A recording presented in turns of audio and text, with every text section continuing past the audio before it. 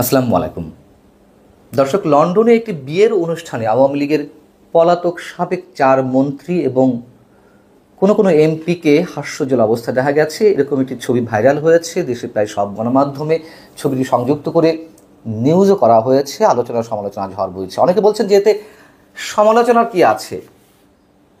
আমি বলবো শুধু সমালোচনা নয়, অবশ্যই এর সাথে এইসব কথিত নেতাদের নীতি নৈতিকতা নিয়েও অনেক বড় প্রশ্ন উঠতে পারে।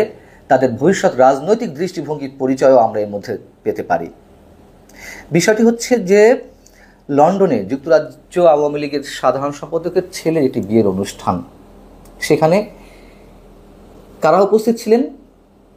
সাবেক পররাষ্ট্রমন্ত্রী এবং আওয়ামী লীগের যুগ্ম সাধারণ সম্পাদক হাসান মাহমুদ ছিলেন, আওয়ামী লীগের প্রেসিডিয়াম মেম্বার এবং সাবেক মন্ত্রী আব্দুর রহমান, সাবেক নৌ পরিবহন প্রতিমন্ত্রী খালিদ মাহমুদ চৌধুরী, সাবেক বৈদেশিক কর্মসংস্থান বিষয়ক প্রতিমন্ত্রী শফিকুর রহমান চৌধুরী এবং একজন সাবেক এমপিও ছিলেন সিলেটের হাবিবুর রহমান।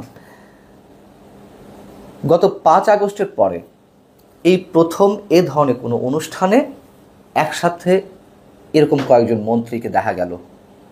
এর আগে অবশ্য তাদেরকে দেখা গেছে কোথাও কোথাও, যেমন শেখ হাসিনার ভার্চুয়াল সমাবেশে তাদের কাউকে দেখা গেছে, যুক্তরাজ্য আওয়ামী লীগের কিংবা যুক্তরাষ্ট্র আওয়ামী লীগের কর্মী সমাবেশে তাদের কাউকে দেখা গেছে, ঈদের জামাতে দেখা গেছে। এগুলো নিয়ে কোনো আপত্তি নেই, কিন্তু একটি জাঁকজমকপূর্ণ বিয়ের অনুষ্ঠানে তাদেরকে এইভাবে দেখা যাবে গেট টুগেদার করছেন, এই বিষয়টিতে খোদ যুক্তরাজ্য আওয়ামী লীগেরই নেতাকর্মীরা ক্ষোভ এবং হতাশা প্রকাশ করেছেন। তারা বলছেন, দেশে আওয়ামী লীগ এবং দলের বিভিন্ন অঙ্গ সংগঠনের নেতাকর্মীরা যখন জীবনের ঝুঁকি নিয়ে দেশের মধ্যেই পালিয়ে বেড়াচ্ছেন, কত পার্সেন্ট পালিয়ে যেতে পেরেছেন? আওয়ামী লীগের যে লাখো কোটি নেতাকর্মী রয়েছেন, 1%, 2%, 5%, খুব বেশি হলে লাখো কোটি নেতাকর্মী তো দেশে রয়েছেন। তারা জীবনের ঝুঁকি নিয়ে দেশে অবস্থান করছেন পলাতক অবস্থায়। সেই তাদেরকে এইভাবে রেখে এই যে আওয়ামী লীগের শীর্ষ পর্যায়ের নেতারা এইভাবে ফটো সেশন করছেন, তাদেরকে একটুও ভাবতে লজ্জা হয় না? এই প্রশ্ন আওয়ামী লীগ নেতাকর্মীদেরই। এবং আমি বলবো, ঠিকই তো। আমরা দেখছি যে আওয়ামী লীগের বিক্ষিপ্ত মিছিল বের হচ্ছে, ঝটিকা মিছিল বের হচ্ছে রাজধানী সহ দেশের বিভিন্ন স্থানে। সেখান থেকে পরবর্তীতে অনেকে আটক হচ্ছেন, গ্রেপ্তার হচ্ছেন, জেলে ঢুকছেন, মামলা মোকদ্দমার শিকার হচ্ছেন। শুধু মিছিল করতে গিয়ে মামলা মোকদ্দমার শিকার নয়, যে কোনো কারণে যে কোনো অজুহাতে তাদের অনেকে তো প্রতিনিয়ত হামলারও শিকার হচ্ছেন, রক্তাক্ত হচ্ছেন। আমরা দেখিনি যে ছাত্রলীগের একজন নেতাকে ছাত্রদলের কয়েকজন নেতা মিলে কিভাবে পায়ের নিচে ফেলে ইজি বাইকে করে সারা শহর ঘোরানো হচ্ছে। শুধু তাই নয়, আওয়ামী লীগের নেতাকর্মীদের অনেকের যাদের বাবা মা প্রয়াত হয়েছেন, তাদের কবরস্থানে পর্যন্ত তাদের সন্তানেরা নাকি যেতে পারছেন না দোয়াটুকু পর্যন্ত করতে। যেমন আগামী 27শে এপ্রিল আওয়ামী লীগের সাবেক পররাষ্ট্রমন্ত্রী, সাবেক বর্ষিয়ান নেতা আব্দুস সামাদ আজাদের মৃত্যুবার্ষিকী। সেই দিনও তার পরিবারের সদস্যরা তাদের প্রিয়জনের কবর জিয়ারত করতে যেতে নাকি আতঙ্কের মধ্যে রয়েছেন। আর এই যে নেতারা প্রয়াত হয়েছেন বা যারা জীবিত আছেন, তাদের পরিবারের সব সদস্য তো আর রাজনীতির সঙ্গে জড়িত নন, তারপরও তাদেরকে নাকি গোয়েন্দার নজরদারিতে রাখা হয়। কবরস্থানে গেলেও নাকি সেখানে গোয়েন্দা সংস্থার লোকজন নজরদারি করে। এই যখন দেশের অবস্থা, এই নেতারা কিভাবে, কোন বিবেকের জায়গা থেকে তারা এই ধরনের অনুষ্ঠানে উপস্থিত থেকে হাস্যজ্জ্বল অবস্থায় ফটো সেশন করেন?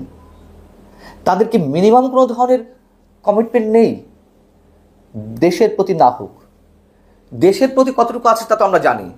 হাজার হাজার টাকা লুট করে, দুর্নীতি করে পালিয়ে বেড়াচ্ছেন। আর এই ত্যাগী, বঞ্চিত, যারা আওয়ামী লীগ বলতে পাগল, শেখ হাসিনা বলতে পাগল, তাদেরকে কতটা বিপদে ফেলে আপনারা এই অবস্থা আছেন, এতটুকু কুণ্ঠাবোধ করেন না?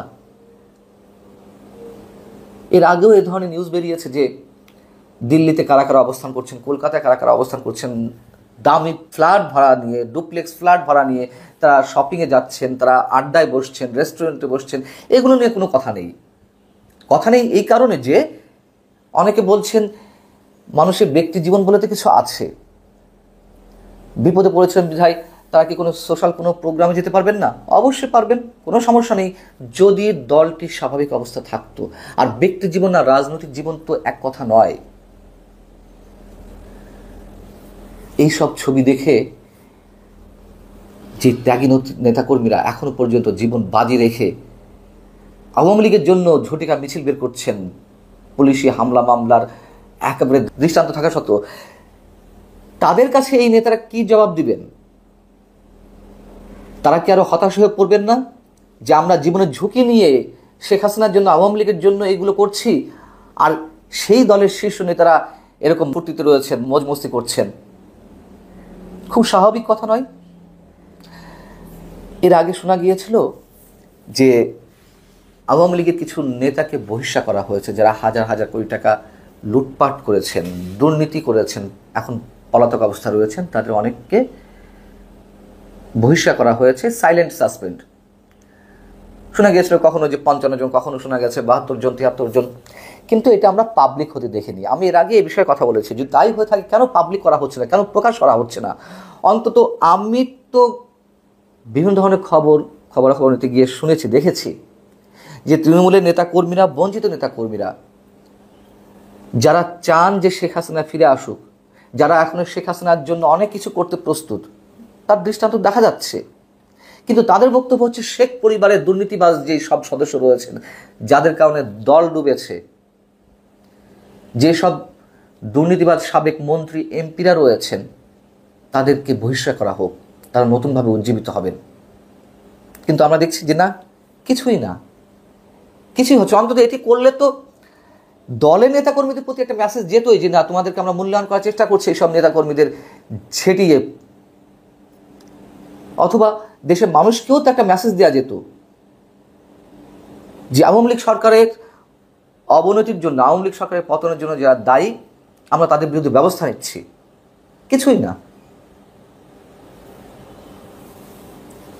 এও শোনা গেছে দেশের বাইরে বিশেষ বিশেষ কারোর মাধ্যমে লবিস্ট নিয়োগ করতে, মামলা করতে যে একটা ফান্ড লাগে, সেই ফান্ডে এইসব নেতাদের অনেকে মিনিমাম কোনো ধরনের হেল্প করতে চাইছেন না। হাজার হাজার কোটি টাকা নিয়ে পালিয়েছেন, কিন্তু দলের জন্য 2 টাকা খরচ করতে চাচ্ছেন না। তো এই নেতাদের এখনো পর্যন্ত দলে রেখে লাভ কি? আর এই নেতারা নিশ্চয় ভবিষ্যতে রাজনীতি করবেন। রাজনীতি মানে আওয়ামী লীগ যখন সুসময় ফিরে পাবে, যদি কখনো আওয়ামী লীগ আবার সরকার গঠন করে, এরাই তো ঘুরে ফিরে আসবেন। কোন নীতি নৈতিকতার ভিত্তিতে, কোন ধরনের চক্ষু লজ্জার মানে ফেলে দিয়ে তারা এই ত্যাগী নেতাকর্মীদের সামনে এসে দাঁড়াবেন? দেশের কথা বাদই দিলাম। অতএব যারা বলছেন যে ব্যক্তি জীবনের স্বাদ আল্লাহ তো থাকতেই পারে, সৌজন্যতা রক্ষা করার বিষয় থাকতেই পারে, কিন্তু এরকম চরম ভয়ঙ্কর দুঃসময়ের লাখো কোটি নেতাকর্মীকে বিপদের মুখে ফেলে নয়। আমি বলছি না তাদেরকে খাওয়া দাওয়া সব ছেড়ে দিতে হবে, তাদের জীবনে অন্য দৈনন্দিন সব কাজকর্ম থামিয়ে দিতে হবে, নিশ্চয়ই তা নয়। এটা তো সোশ্যাল মিডিয়ার যুগ, তাদের তো ভাবা উচিত ছিল অন্তত রাজনৈতিক জায়গা থেকে, মিনিমাম চক্ষু লজ্জার জায়গা থেকে, নেতাকর্মীদের প্রতি মিনিমাম একটা কমিটমেন্টের জায়গা থেকে এ ধরনের জাঁকজমকপূর্ণ অনুষ্ঠানে তাদের উপস্থিত হওয়া কতটা সমীচীন, তা তো তাদের নিশ্চয়ই একটু ভাবার প্রয়োজন ছিল। অতএব আমরা ধরে নিতে পারি যে সব নেতাদের দেশের প্রতি তো কমিটমেন্ট নেই, সাধারণ নেতাকর্মীদের প্রতিও তাদের ন্যূনতম কোনো ধরনের কোনো কমিটমেন্ট নেই। আল্লাহ হাফিজ, ভালো থাকুন সবাই।